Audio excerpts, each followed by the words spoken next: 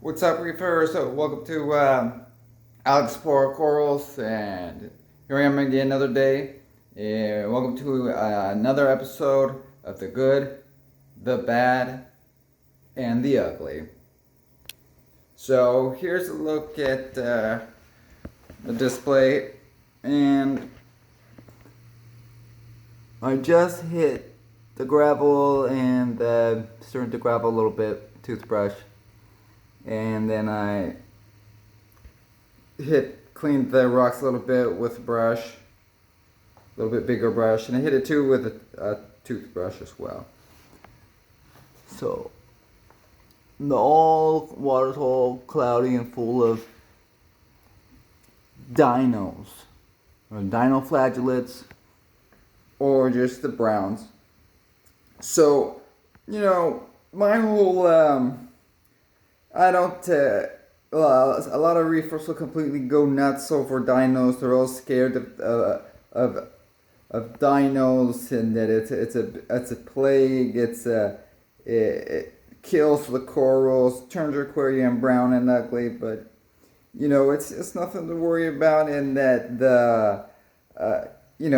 natural reef has a lot of browns, has a lot of greens, has a lot of hair algae. Aquarium is a completely different situation than the natural environment. I understand that, but that have a lot of that it's just a natural part of the process. You got, well, it's a lot of people call it the ugly phase. You go through ugly phases, and this is certainly one of them. But they would consider to be a part of that. But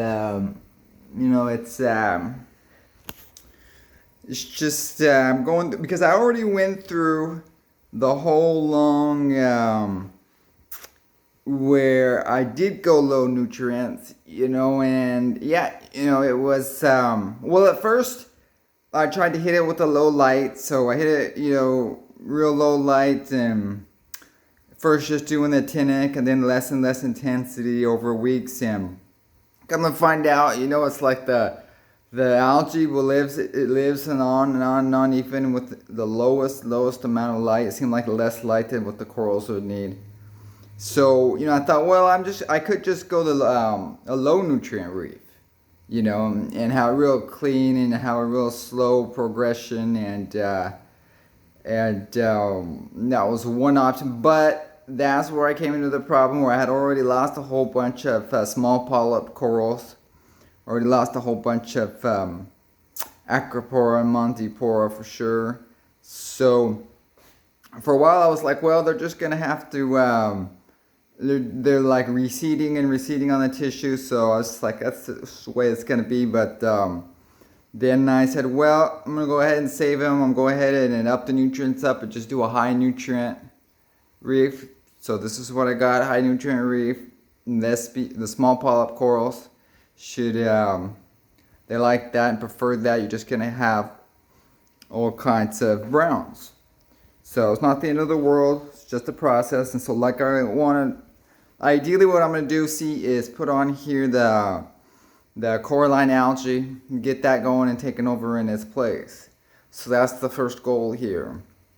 And it's been about 2 weeks since I added 2 bottles of the coralline algae in a bottle from the algae barn. So I went ahead and ordered 2 more doses of that, so I can get that in here and hopefully really get that coralline algae going. But it's not the end of the world for me. I know it's a process. It's gonna take a long time for the coralline algae to get going, for it to get all the new, get 70% plus of the square footage of covered with at least the corals and the coralline algae. So it's a long process, and it's a new aquarium. It just has a few small frags in it, except the elegans right here. But so that's the plan. Quick update. So, but yeah, it's nice snotty brown algae. And like I said, it's the same thing that exists in freshwater. Freshwater plant aquariums are the same thing. And it's much more documented there. And you just they have to, you get your herbivores, and you have to clean the plants off, and then they look better. It's the same thing. The more plants and the more corals you get, the less algae you actually get, because they start out competing them for not just nutrients, but the space and its actual light. So yeah, so this is like the low nutrient reefs versus a high nutrient reef. So I'm going with a high nutrient reef here. And here's another update on this one. And my Discosoma garden. And then right there I have it's flopped over, that's this another soft coral of the toadstool. It was doing okay in the middle, but then I decided to move it all around. I was touching it a lot, and ever since it's been sitting there like that, so hopefully it'll bounce back, come open back up. These are my Florida accordion enemies are crazy, but this green one here is latched onto a frag plug, and that blue one there too is good. That big blue one right there is completely free, so it makes them a little tough to work with. I'm waiting for them to latch on at least to a little bit of the crushed coral. Same thing with these guys here. There's the smaller ones right there. Got an orange and a yellow and a green one. And I've got this micro musa right here. It's pretty close to the bubble, so I have to keep an eye on it and make sure they're not staying in. And here I got the flow off. And I got the green slimer there, so that's my second green slimer. Yeah, hopefully this one will live and grow, and second green, but not my second acropora. I mean, went through quite a few acropora already, so hopefully it's ready for acropora now. Get a shot of this with this daylight. It's a yellow daisy goniopora. It's like a yellow center, but it's basically a gray goniopora, but a light purple goniopora, but it has the yellow centers in it. And I moved the purple stylophora over here in the front. Might be a little close to the Gandhi in the back, so I have to keep an eye on to make sure that it doesn't touch. It don't sting the goniopora, doesn't sting the stylophora as it spreads out there. So I can get the focus, but there we go. But this is a pretty cool frag right here from Tidal Gardens. And what's cool about it is that this is a purple one that has a lot more extension. Polyp really extends out on it a lot more than the Milka-Stylo. That's kind of cool. Really long. I've seen it even out more than that. But here's a Blastomusa today. And the meat coral that I moved him over just about an inch right here, so he's not so smashed up against the glass right there. It's a little bit of room, and he's kind of crawling up the rocks on that side. So it's going to be a challenge over the next 2.5 months here. Make sure everything doesn't sting each other, and get the flow off. Check out this side. Got some light over here on my mushroom corals, but it's still kind of hard to photograph that. It's kind of with a glare. But I have the Cinerina and translucent, so the Cinerina. He's halfway close right now, but he's in the light. So that's it. See,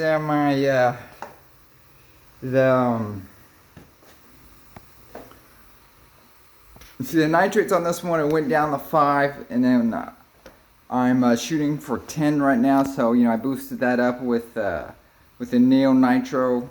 Did it at 5, and one of the things, one of the people that were mentioning their levels was I forgot his name, but he was on Reef Builders with J.K. Adams. He was from Top Shelf Aquatics.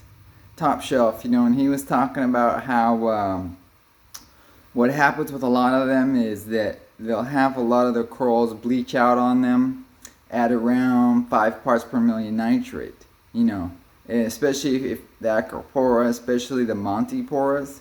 And so that's when it hit me. It was like, well, yeah, well, that's the exact same experience that I've had. Even when trying to have the nutrients, at 5 or lower, but then even at 5, it's just kind of a low range in there. So the next thing is like, well, to try to maintain it, between 5 and 10 or something. But it's easy just to hit the 10, so I'm just trying to maintain it at 10. And if it's over 10, I'll let it slip down, cool. But if it goes under, then I'll just boost it up right with the neonitro. So doing the same thing with the phosphates as well. So I was kind of like following the advice of from the Fish of Hexaquatics. The name is, I forgot his name. Anyway, he's pretty good, and he's gone there and he recommends a 0.07 parts per million to 0.15. So that's where I got the 0.15. I'm just kind of, so because everything's bleaching out on me, they're kind of going for the higher side of that. So, I'm kind of like at the 0.15, but it's hard to hit it just right. So it's the same thing. It's like at 2, then I let it slip down to 0.15, or if it goes under 0.15, and then I'll just dose it back up with the nail phos from Brightwell. So that's the latest on that. Also ordered the osmolator, tons osmolator for this one. So hopefully I can get it going and hook up the reverse osmosis, my reverse osmosis water directly to this one, so that as it starts heating up here, getting in the spring, that it'll won't be quite as big as a job always topping it off. And this was not that bad, but of course the main display over here does evaporate a whole lot more. In both of these systems is just evaporation to keep them cool. And last summer it worked. I've always done my aquariums that way, and it's worked pretty good here, at least in this climate with the humidity and temperature levels. So I have the fans on there, but it does evaporate a lot, so it's like a lot of work to be doing that every single day. So on this one, I'm gonna get the already has a float on there. I could have got another tons of osmolator and put that on sump, and I might do that. But before I do that though, I'm gonna try to put the it has a float system right there on the sump, so I'm gonna connect that directly to my RO, and just with a few connections there, make sure it doesn't leak and see how that works. And with a float is a float, so it's something that's mechanical. It's in the water, and close by the water. Even just freshwater systems, the floats on them, mechanical floats. It's probably good to change them out every year. So I'll probably do that every year, maybe every 2 years. But if you really worry about it, every year switch it out just to make sure that your float won't stick on you. Let's see what else. I guess that's it for today's update, guys. I'll check you on the next one, and happy reefing. Bye.